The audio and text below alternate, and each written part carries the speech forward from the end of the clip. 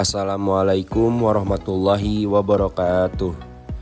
Perkenalkan, saya Dendi Dimas Pramudia dengan NIM 2441622621312 dari kelas TI 24D. Pada kesempatan kali ini saya akan mempresentasikan materi mengenai proses manufaktur. Mulai dari pengertian manufaktur, jenis proses manufaktur, material plastik, hingga dasar-dasar pengecoran logam.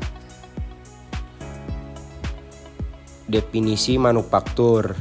Manufaktur merupakan proses mengubah bahan mentah atau komponen menjadi produk jadi yang memiliki nilai jual melalui penggunaan alat, mesin, tenaga kerja, serta proses fisik maupun kimia. Secara bahasa, kata manufaktur berasal dari bahasa Latin, yaitu manus yang berarti tangan dan factus yang berarti membuat. Adapun menurut KBBI, manufaktur adalah kegiatan membuat atau menghasilkan barang dengan tangan ataupun mesin. Dalam bidang teknologi, manufaktur berkaitan dengan penerapan ilmu teknik dan sains untuk meningkatkan produktivitas melalui otomatisasi dan penggunaan mesin.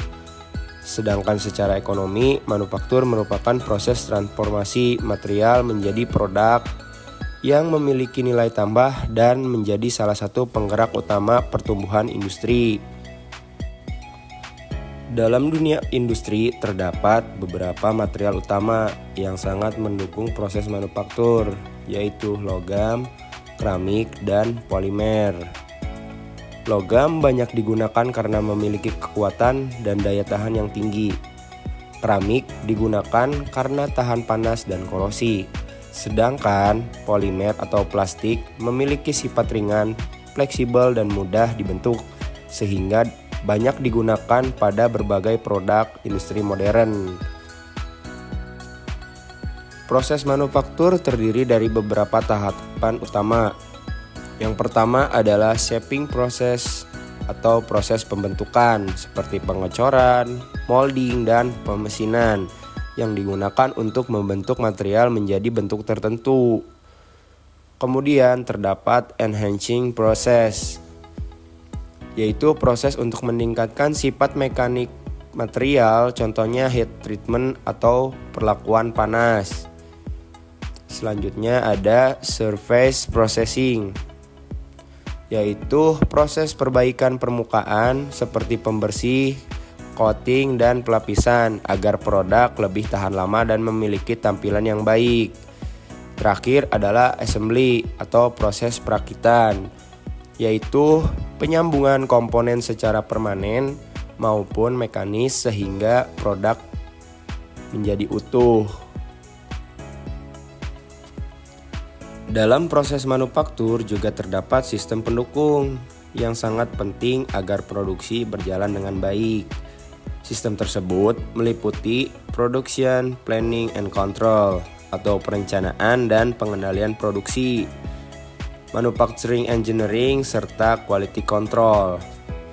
Selain itu, terdapat kegiatan seperti perencanaan produk, perencanaan proses dan perakitan, penjadwalan produksi, pengelolaan persediaan, hingga penyesuaian spesifikasi produk dengan kebutuhan dan ekspektasi konsumen. Pada bagian ini saya akan membahas mengenai material plastik dan proses pembentukannya. Secara umum, plastik dibagi menjadi dua jenis utama, yaitu plastik thermosetting dan plastik termoplastik. Kedua jenis plastik ini memiliki karakteristik dan metode pembentukan yang berbeda.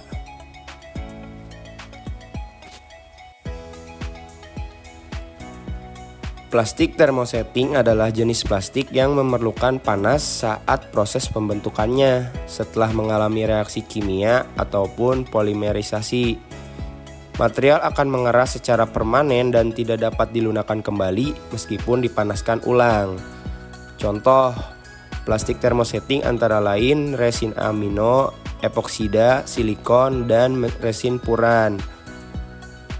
Proses pembentukan thermosetting biasanya menggunakan metode reaction injection molding dan compression molding. Jenis plastik ini banyak digunakan pada produk yang membutuhkan ketahanan panas dan kekuatan tinggi. Kemudian termoplastik. Berbeda dengan termosetting, plastik termoplastik akan menjadi lunak saat dipanaskan dan kembali keras ketika suhu menurun. Karena sifatnya tersebut, termoplastik dapat dibentuk ulang dan didaur ulang berkali-kali. Contohnya adalah polietilen, nilon, resin akrilik, dan resin vinil. Proses pembentukannya meliputi injection molding, extrusion, dan thermoforming. Plastik jenis ini banyak digunakan karena lebih fleksibel dan ekonomis. Perbedaan utama antara termosetting dan termoplastik terletak pada sifat materialnya. Termosetting tidak dapat didaur ulang karena mengalami proses reaksi kimia permanen ketika mengeras. Selain itu, proses pengerasannya lebih cepat dan biasanya dipasarkan dalam bentuk cairan atau campuran tertentu. Sedangkan termoplastik dapat didaur ulang, memiliki proses pengerasan yang lebih lambat dan umumnya dipasarkan dalam bentuk butiran padat. Pengecoran logam merupakan salah satu proses penting dalam manufaktur. Pengecoran adalah proses menuangkan logam cairan ke dalam cetakan. Kemudian logam tersebut dibiarkan mengeras sesuai bentuk rongga cetakan.